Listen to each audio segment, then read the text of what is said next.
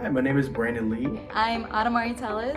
I'm Allie Stewart. Hi, I'm Zachary. And I absolutely love the 8 weeks right now. I really love the way that this is set up. I feel like it's really helpful and has helped me be really successful. Yeah, I would tell them to do it. I would say go for it. You'd be able to continue your studies and work at the same time with less stress. Definitely being in the 8-week program, it definitely made things a little easier. We had a lot of time to really understand the material. Received better grades than I've ever done before.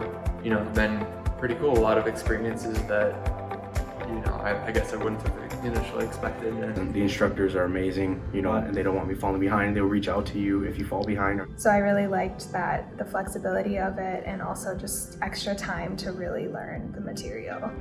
I get that flexibility with my schedule. So I was able to work more and at the same time study. Kind of fit in internship opportunities or even hunting on the weekends or visiting family. So. And in the end, I was able to get a job in digital marketing for the company. And then also being a part of my very first solar install just last Friday. It was pretty cool to apply my knowledge there. I would say go for it. It's my favorite. So if anyone's thinking about it, I would say absolutely go for it.